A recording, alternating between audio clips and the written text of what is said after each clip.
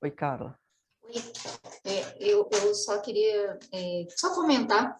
Eu tinha muita dificuldade de fazer a meditação, manter os olhos abertos, que eu achava que eu me distraía muito mais. E, na verdade, é o contrário, né? E agora, aí, depois que a gente está fazendo junto, eu estou conseguindo, assim, estou criando, assim, vencendo aquele hábito de fechar os olhos, estou conseguindo me policiar para ficar com os olhos abertos, sabe? E aí, como você falou, né, estou usando a imagem do Buda, né, Uhum. para as marcas mentais. Então, isso está sendo bem bacana. Aí, estou conseguindo, estou achando que está melhorando. Ah, que bom, que bom, que bom.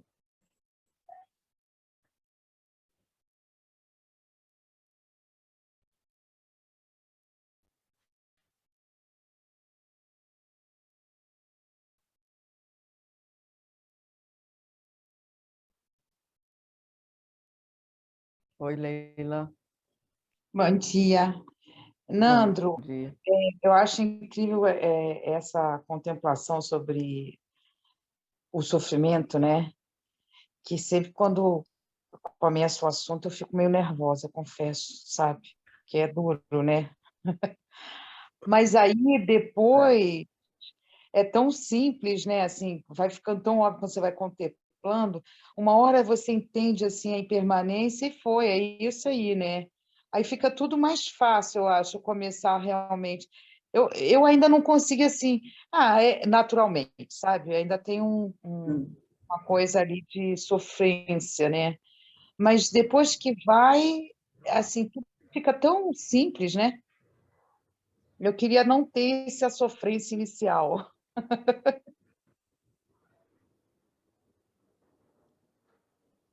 Então, o Não, importante que foi...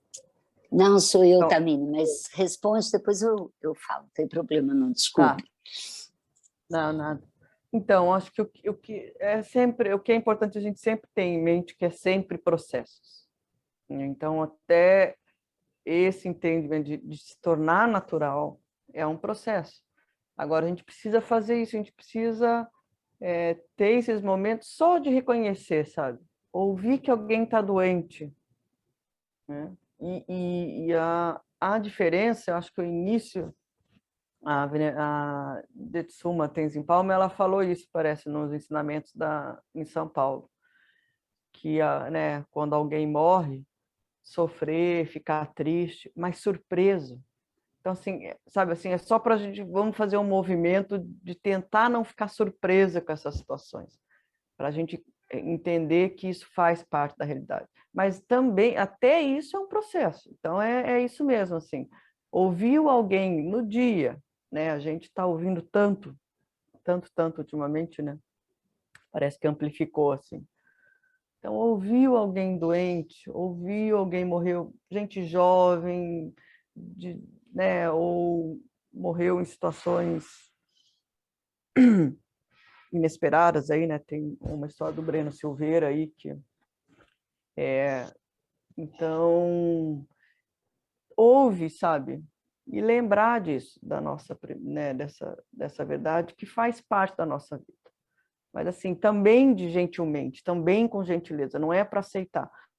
E aí, na verdade, né, que é o passo seguinte, que a gente fala assim, existem causas e condições, e a gente pode se livrar disso. Então, não é também só para observar e aceitar, e assim é a vida. Não. Que essa prática em si é para a gente reconhecer, porque a gente nem isso, a gente acha absurdo. É só para a gente deixar de achar absurdo e deixar mais natural, é nesse sentido. E com isso, o que a gente faz? O que a gente pode fazer para mudar isso? O que a gente pode fazer tanto a nossa situação quanto a situação do outro? Vamos lá, Tammy.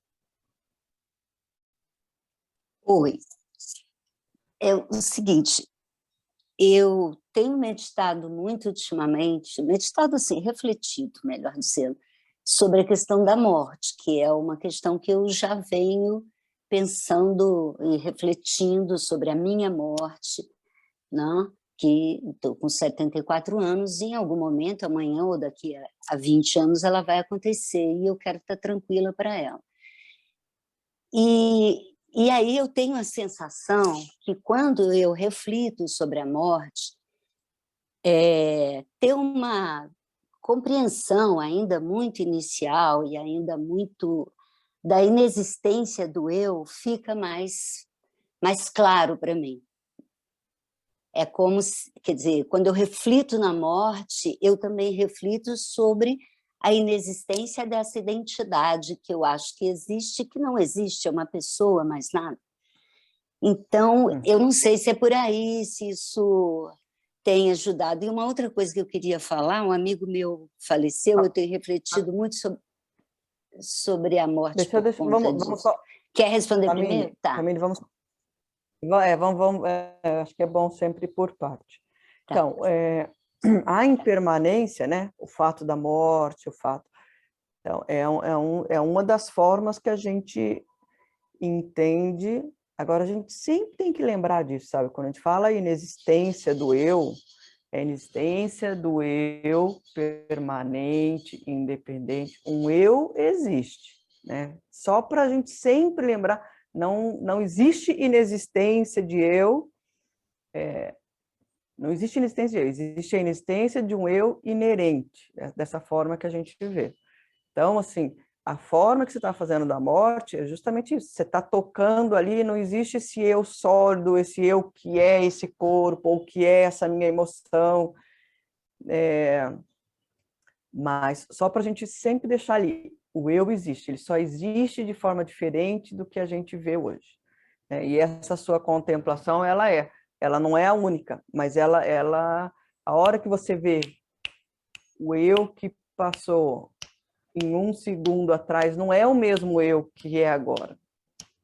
Cada estalo, esse eu está mudando. Então, é esse eu que é o mesmo do que um estalo que eu acabei de fazer, esse eu não existe sempre, ele está sempre mudando. Então, quando a gente faz, né, no seu caso da morte, a gente toca muito, né, a impermanência, a gente toca muito nessa quebra desse eu que a gente acredita que existe. Mas existe esse eu que é só, esse eu, Nandro, estalando o dedo, ele só existe nesse momento que eu estalo o dedo. Eu sentada, eu comendo, esse eu, ele anda, né? Ele vai junto, vamos dizer, ele percorre em todas as nossas ações, em todas as nossas pessoas. Dessa forma, esse eu, ele é... Por isso que a gente fala que a gente vai persacando isso que eles falam, que é impermanente, que muda o tempo inteiro, por causa disso. Eu estou aqui sentada, a gente está aqui, aí eu vou levantar. Esse eu que é... Né? E aí é muito importante, principalmente porque a gente tem um eu muito relacionado com o nosso corpo. Então, quando a gente, né, faz essas meditações na morte, e a gente vai continuar de acordo com a nossa filosofia aqui, como que a gente pode achar que o eu é nesse corpo, se esse corpo vai parar e a gente vai continuar, a nossa mente vai continuar?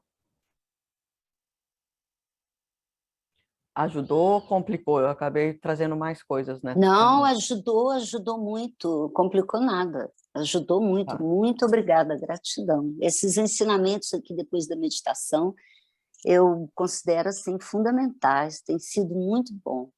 E a segunda coisa que eu queria falar é que é sobre a morte de um amigo meu, até o nome dele foi lido aí, não fui eu que coloquei, deve ter sido outro amigo, Pedro Lage, que era um poeta, e a família fez uma celebração da morte. Não houve um velório, houve uma alegria, uma entrega do Pedro para os caminhos futuros dele, com muito amor e muita alegria. Poemas dele foram recitados, músicas que ele gostava foram cantadas, ninguém chorou, todo mundo feliz junto ali, sabendo que... Eu achei isso tão raro, né? E bom que está começando a acontecer, e me deu uma coisa assim, um respiro com relação à perda dele, sabe? E eu nunca tinha visto isso na minha vida, em termos de velório, né?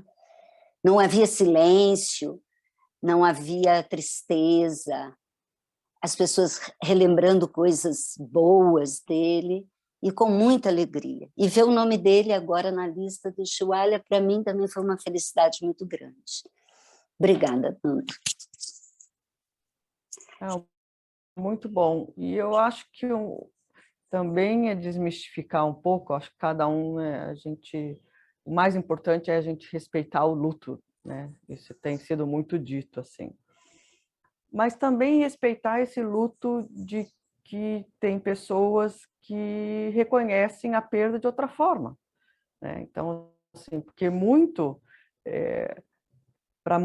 talvez para algumas pessoas que estavam ali, né, Thamine, ficaram impressionadas, aí acha que é falta de amor, acha que